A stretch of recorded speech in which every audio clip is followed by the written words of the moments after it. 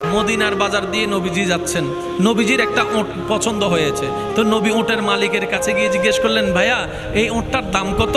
ওই দামাদামি হলো, নবী সে দামে কিনতে রাজি হলেন, কিন্তু নবীর কাছে তখন অর্থ ছিল না। তখন নবীজি ওনাকে বললেন, আপনি আমাকে ওঁটটা দেন, আমি এখনই গিয়ে আপনার সেই প্রাপ্যটা পাঠিয়ে দিচ্ছি। ওঁটের মালিক ওনাকে ওঁটটা দিয়ে দিলেন। আশেপাশে যারা ওঁটের মালিক ছিল সবাই জিজ্ঞেস করতেছে, এই পাগলা, তুমি কি যাকে ওঁট দিয়েছো তাকে চিনো? বলে যে না। নাম জানো? বলে যে না। পরিচয় জানো? বলে যে না। ঠিকানা জানো? না। তো তুমি যে ওঁটটা দিয়ে দিলা, উনি যদি ওঁটের টাকাটা না ফাটায় তখন তো তুমি লসের মধ্যে চলে যাবা। সে ওঁটের মালিক বলে, এত সুন্দর নুরানি চেহারাওয়ালা কখনো বাটপার হতে পারে না, কখনো চিটার হতে পারে না, কখনো মৃত্যুক হতে পারে না। ওনার চেহারা দেখেই তো আমি ওঁট বিক্রি করার আগে মনটাই বিক্রি করে দিয়েছি, মনটাই বিক্রি করে দিয়েছি, মনটাই বিক্রি করে দিয়েছি। তোমরা যাই বলো, আমার মন বলে উনি আসবে আসবে, টাকাটা পাঠাবে পাঠাবে। এই কথা বলতে না বলতে কিছুক্ষণ পরে নবীজির একজন সাহাবা এসে বলছেন, একটু আগে একজন ওট নিয়ে গিয়েছেন, কাছ থেকে ওটের মালিকটাকে একটু দেখতে চাই। উনি বলে যে আমার থেকে। তো উনি বললেন, আমাদের নবী আপনার থেকে ওটটা নিয়ে গিয়েছেন, ধরেন ওটের টাকাটাও দিয়েছেন, আপনাদের খাবার জন্য কিছু খেজুরও হাদিয়া পাঠিয়েছেন, খেজুরও হাদিয়া পাঠিয়েছেন। ওই ওটের মালিক বলে, ভাইয়া টাকাটাও রাখেন, খেজুরটাও রাখেন, আগে আমাকে ওনার কাছে নিয়ে যান। আমি উট বিক্রি করি নাই, আমার দিলটাই বিক্রি করে দিয়েছি। উনার চেহারা মোবারক দেখে আমার মনটাই পাল্টাই গিয়েছে, আমি কালিমা পড়ে মুসলমান হয়ে যেতে রাজি আছি। সুবহানাল্লাহ। जिसका कोई सानी नहीं वो नबी हमारा है, मुस्तफा की अजमत का हद ही ना किनारा है। आशिक बोले लम याति नजीरु कफी नजरिन मिसले तुना शुद्ध पैदा जाना। চিৎকার দিয়ে বলেন না সুবহানাল্লাহ। ওই নবীটা কাদের নবী? হয় নাই, সবার আওয়াজ বলেন, ওই নবীটা কাদের নবী? আমাদের কি ভাগ্য সেই নবীর উম্মত হতে পেরেছে। আর একটু জোরে, যে কোনো আলেম ওলামাকে জিজ্ঞেস করেন, আগের যুগে নবী রাসূলের উম্মতরা কোনো পাপ যদি বারবার করত, আল্লাহ আযাব দিয়ে, বলেন আযাব দিয়ে কত মানুষের চেহারা পাল্টাই দিছে আল্লাহ। একটু আওয়াজ দেন না রে ভাই। রূপ পাল্টাই দিছেন শুধু অপরাধ করার কারণে। 3 বার ওয়ার্নিং দিছে, শুনে নাই। তাদের চাইতে বেশি গুনাহ আমরা করি, শুনি নাই।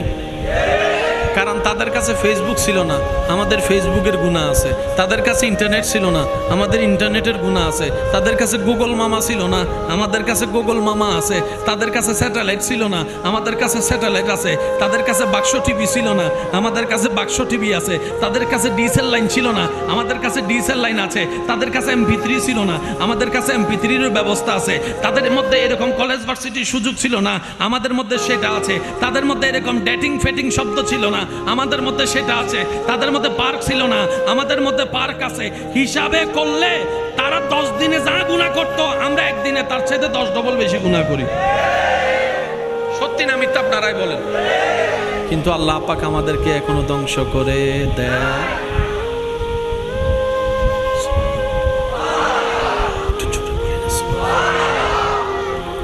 তো জমিনে আল্লাহকে বলে, আল্লাহ মুসা আলাইহিস সালামের উম্মত যে এরকম বিটলামি করছিল, তুমি তো তাদেরকে ফানি রক্ত বানাই দিয়েছো, ব্যাঙের আযাব দিয়েছো, উকুনের আযাব দিয়েছো। আল্লাহ এগুলারে কিছু দিবা না? এগুলারে কিছু দিবা না? জমিনে বলে যে আল্লাহ ওদেরকে দিছো, আমি দেখছি। সূর্য বলে যে আল্লাহ নূহ আলাইহিস সালামের উম্মতরে যে তুমি বন্যায় ভাসাই দিছিলা, আমি দেখছি, শুধু গুনার কারণে।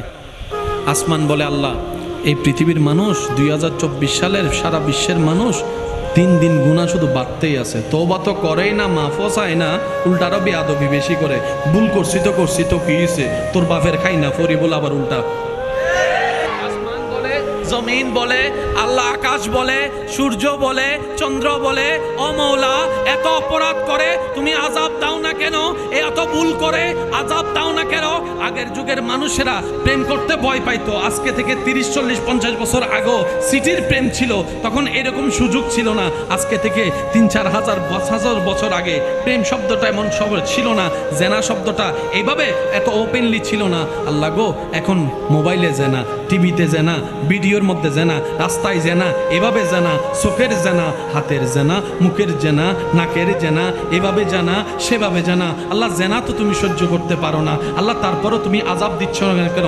ও আমার নবীর উম্মতেরা, নবীর প্রেমিক আশেকেরা, মাইকের আওয়াজ যতটুকু যাচ্ছে আল্লাহর ওয়াস্তে শ্রদ্ধার সাথে বলি, মনের কান দিয়ে একটু শুনুন। মূসার উম্মতেরও আল্লাহ, ঈসার উম্মতেরও তো তিনি স্রষ্টা আল্লাহ, দাউদ আলাইহিস সালামের উম্মতেরও তো তিনি আল্লাহ, নূহ আলাইহিস সালামের উম্মতেরও তো তিনি আল্লাহ, সবার জন্যই তো তিনি আল্লাহ, আমাদের জন্যও তো তিনি আল্লাহ, তিনি আমাদের অভিভাবক। একবার সৃষ্টি বলে যে ও জমিন বলে, আকাশ বলে, মেঘ বলে, সূর্য বলে, বাতাস বলে, গাছ বলে, জঙ্গল বলে, পাহাড় বলে, নদী বলে, সাগর বলে, সাগর বলে, সাগর বলে, মাছ বলে, পাখি বলে, ও আল্লাহ আযাব দাও না, এই পৃথিবীর মানুষগুলা বেশি বেশি বেশি উচ্ছৃঙ্খল হয়ে যাচ্ছে। আল্লাহ দেখো না কিভাবে বেয়াদবি করতেছে। তখন রব বলে, কোরআনটা পড়ে দেখ, ওয়ামা কানাল্লাহু লিয়ুআযিবাহুম ওয়া আনতা ফীহিম। রব বলে, যেই দিন থেকে আমার হাবিব নবীকে, রাহমাতুল লিল আলামিন নবীকে, রাহমাতুল লিল আলামিন নবীকে, মুহাম্মদ নবীকে, আহমদ নবীকে, সিরাজুম মুনির নবীকে, ইয়াসিন নবীকে, আমার হাবিবুল্লাহকে যেই দিন থেকে লাকাদ মান্নাল্লাহু আলাল মুমিনিনা ইয বাসা ফীহিম রাসূলা বলে আমি তরাতে পাঠিয়েছি, ওই দিন থেকে আমি আল্লাহ আসমানি আযাব জমিনে দেওয়া বন্ধ করে দিয়েছি নবীর উসিলায়। রবের মর্জিতে যে বান্দা খুশি থাকতে পারে, কোন প্রকার দাড়ি কমা বিন্দু ছাড়া, হা হুতাশ করা ছাড়া, সেই হচ্ছে রবের সত্যিকার বান্দা। রব আমাদের সবাইকে সত্যিকার বান্দা বনার তৌফিক দান করুক, আমিন। তো পরিবেশ যেমনই হোক, মাহফিলটা আপনাদের, এই মাহফিলটা সুন্দর কিভাবে রাখা যায় সেটা আপনাদেরই দায়িত্ব, ঠিক কি না? তা আমরা সবাই মিলে চেষ্টা করলে ইনশাল্লাহ সব কিছু সুন্দর হবে। আমি অনুরোধ রাখবো, সময়ের দিকেও মনোযোগ রাখতে হবে, যেহেতু আমার পরপরে অনেক আলোচক আছেন।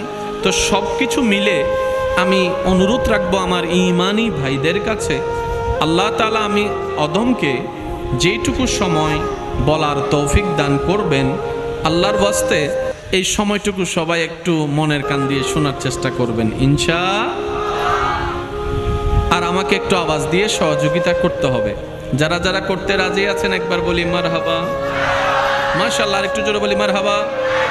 আমি চেষ্টা করব আমার ভাইয়েরা যে বিষয়ের দিকে আমাকে একটু মনোযোগ দিতে বলেছেন, আমি ইনশাআল্লাহ সেদিকেও চেষ্টা করব। শুরুটা ওভাবে করতে চাই, গত বছর যেখানে শেষ করেছি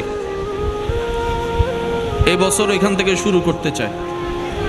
কি বলেন আপনারা? এই যে আব্বা,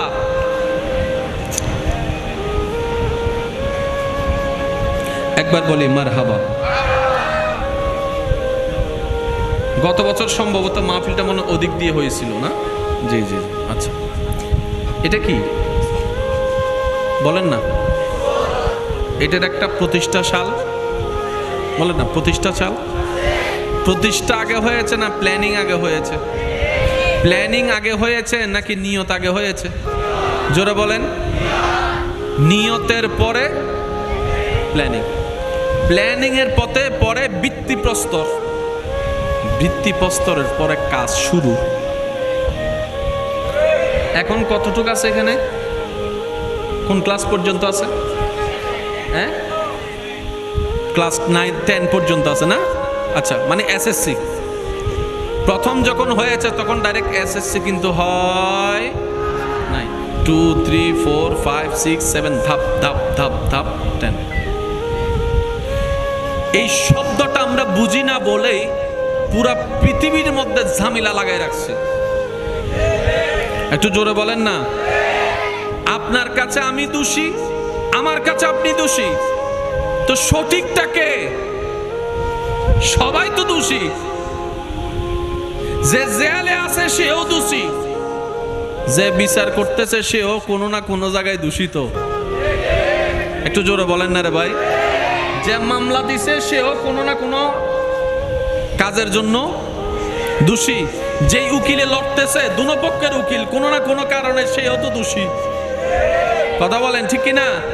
সেজন্য মনে রাখবেন, যতক্ষণ পর্যন্ত আমরা আহকামুল হাকিমিনের দরবারে যাব না, ততক্ষণ পর্যন্ত পরিপূর্ণ ন্যায় বিচার 100-এ 100 পাওয়া সম্ভবপর নয়। তাই তো আল্লাহ মুসলমানদের জন্য কিয়ামতের ময়দানে হাসরের বিচারের ব্যবস্থা করে দিয়েছেন, যেন বান্দারা ন্যায় বিচার পায়। তাহলে হাসরের ময়দানেরও দরকার।